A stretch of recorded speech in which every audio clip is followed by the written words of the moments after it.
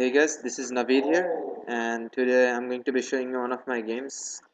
So recently, right now I'm in the high 1400s, and I've been basically desperately striving to improve. So I picked up a book which I saw pretty good reviews about. It's Jeremy Silman's. I believe he's a national master, and his writing style is also pretty effective, especially against intermediate players like myself. So I've been reading it and I've been trying to apply some of the principles of this book. Basically, in earlier levels, what you see is basically just hunting down for the king instead of like playing more positionally. So I was trying to apply some of his principles into one of my games, and so here it is. So I played d4, he played c6, Sicilian, Sicilian, and then I played c4, basic development. This is also one of the Queen's Gambit decline lines transposed to. And then I just capture here, he captures back, basic development moves. And I want to free and shatter my light square bishop. And over here, I made a decision that I'm going to trade in my knight for his light square bishop and basically try to weaken up his light squares. So I go into doing that. Over here he retreats it so that he can open up the file for his rook. So right now I have decided that I'm not going to castle towards the king side because this open file might be loaded with other pieces. It will take him time to do it, but eventually he might get to that position. So I'm thought of taking the safe route and just cancelling queen side. So for doing that, I first develop my bishop. He develops his knight, and over here I see the weak b7 square. So I put pressure on it. And over here he does play the best move, which is queen b6. It's putting his queen in an aggressive position. It's attacking mine. So over here, usually I would save my queen and go for an aggressive game because I feel like attacking. But I thought of applying some of his principles, and basically after getting rid of the queens, I thought that I would create more weaknesses and play on them. And over here I thought that he would capture with his pawn. I never realized that he can just take with his knight. So I was also playing on the prospect that he would have a horrible pawn structure. But nonetheless, he didn't fall for that. He took with his knight. Although, I mean, if he did make double pawns, he would have two open files. Over here, I played the move e4, attacking his center and putting my pawns towards the center as well. He took. I took back, and we have some more simplification. In this position, it is hard to determine, but the engines sync just about equal, and it looks like that way too. There is an imbalance. I have a light square bishop for his knight. So as I kept reading the book, I realized that we need to play towards the imbalances. Think of a position which is going to help us out, and just play moves which puts brings us closer to that position. And so I did so. I was thinking that this b7 pawn is pretty weak, and over here he does defend. And I thought I could shoo his rook away by moving my bishop over here, and so I did so in the game. And he played his rook here, trying to attack my weakness, which is my d d d4 pawn, and it's also isolated, so that's also one of my vulnerabilities. So all his pieces can stack up on it. So I just go ahead and castle while defending. This is not considered a good move by the engine, and over here apparently knight to d5 has slight advantage for black, but he didn't play that. He just attacked my bishop. Over here I could have brought my bishop back to d2 and rerouted it, giving it some freedom, but instead I just defended uh, the d pawn because that's the weakest part of my structure, and he just checked me, also claiming the open file. So I moved away. I could have moved to d2 and had a more centralized king, but I thought I would still keep my king cozy inside while there was uh, firepower. And over here he plays rook to c2. It is kind of passive, and his rook is defending here, and he can always think about doubling up. But I also challenged the open file.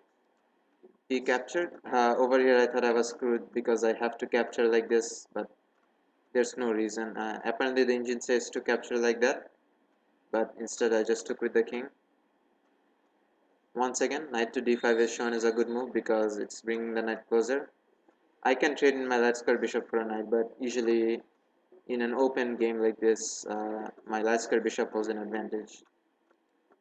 So he castles. This move can be kind of dubious because he's putting his king away where it doesn't really need to. I don't have enough pieces attacking it to justify casting his king. So over here I thought of centralizing my king because my king can race much faster towards the center and it's not being attacked. But first I just take the free pawn, and he plays knight to c4, and I bring my king up closer. He's attacking once again the weakest part, and I first shoo the knight away. He moves it here. He is checking me, but it is kind of isolating his knight at the same time, and I just centralize my king further. And in this position, white is about a pawn and a half advantage, or one pawn, yeah. And he plays this move, attacking my center. After a lot of thinking, I thought of just forwarding the pawn, and luckily for me, this was one of the best moves. I have a pretty strong passed pawn at this position, and I would like to push it if he allows it. And once again, one of the imbalances is I have a good number of queenside pawns, queenside pawn majority here, and he does have a kingside pawn majority at the same time, but his pawns are doubled. He plays the knight here, trying to read out the knight, and I'm attacking his knight again. At this point, I'm trying to play towards my advantage, which is the d6 pawn, and he supports his knight. Over here, I did play a blunder, which literally gives all of my advantage. I took here. The proper move should have been rook takes check.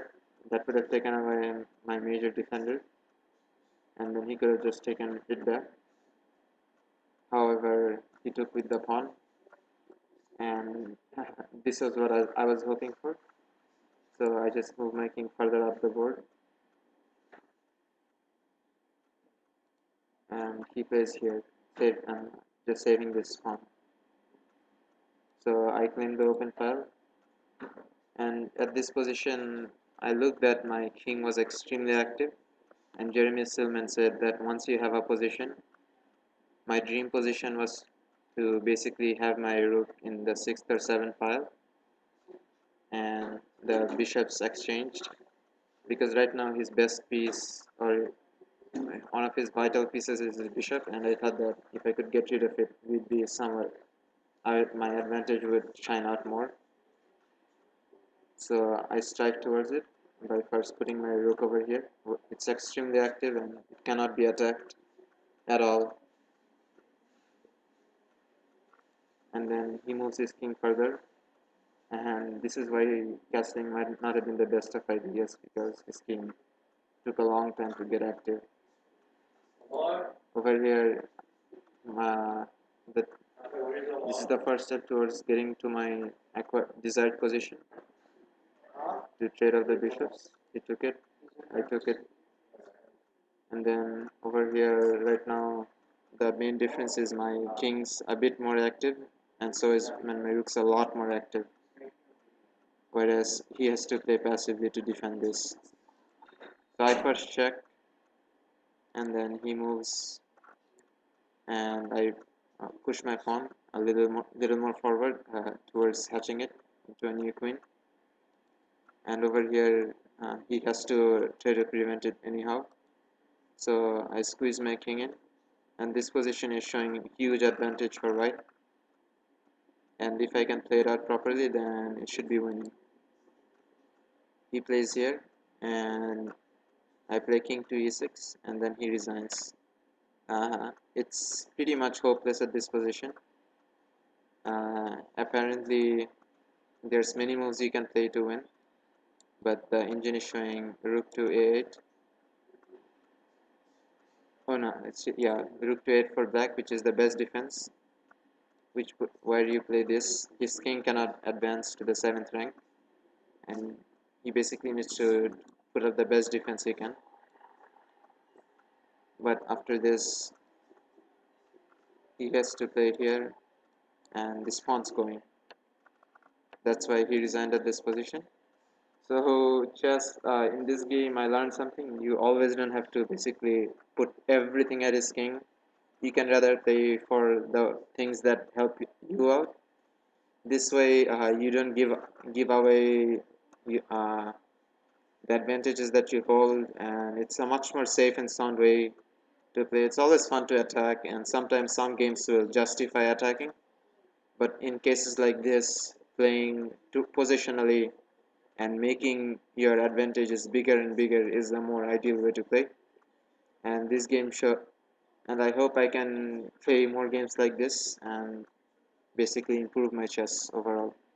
Well, thank you for watching, and I'll see you again